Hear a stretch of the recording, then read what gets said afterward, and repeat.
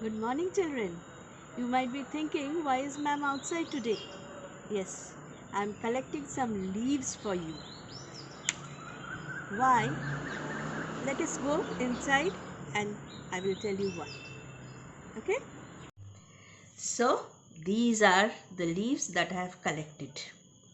Let me tell you what leaves they are. This is the guava leaf. This is the lemon leaf. This is also a lemon leaf. This is a mango leaf. And this is uh,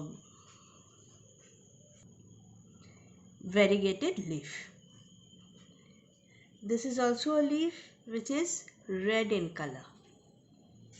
I'll talk about this later. When we were doing this chapter,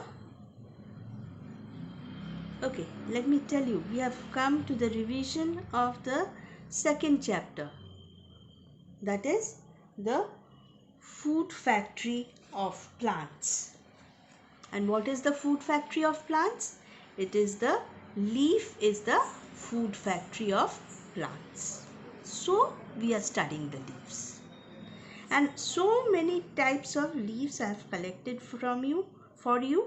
And all these leaves, what I want to show you exactly by collecting these leaves is that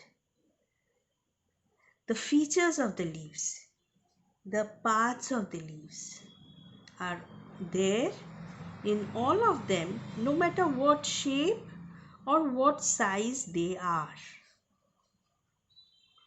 What are the basic parts of the leaf? They are first the leaf blade. The leaf blade. This is the leaf blade, this whole thing. Alright?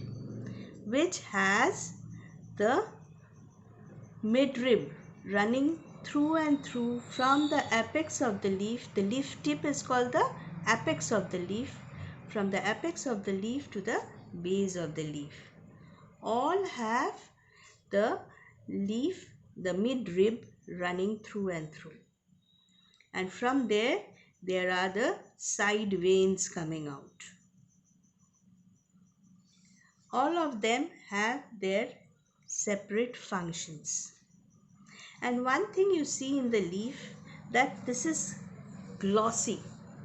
This portion is glossy. Can you see it? Yes. Why it is glossy? Because it has a waxy coating which helps it from getting bad due to rain. From the bad effects of rain and water is saved by this waxy coating. A very important feature of the leaf is the stomata, which you find on the underside of the leaf. This is the top side of the leaf and this is the underside of the leaf. Why I have turned the leaf upside down? So that you can see the midribs and the veins properly. What leaves these are? These are the variegated leaves which have some parts they are of different color, some parts have chlorophyll present in it. Now you will ask a question, ma'am, where is chlorophyll in this leaf? This red leaf? Yes, chlorophyll is there in the leaf. If we could remove the red color from the leaf, chlorophyll would have been seen there. Because if chlorophyll is not present in the leaf, then photosynthesis would not take place.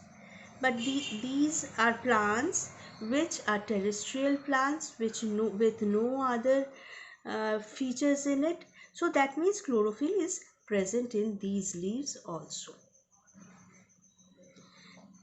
Now some important points about the leaf is I mentioned you about the different parts of the leaf and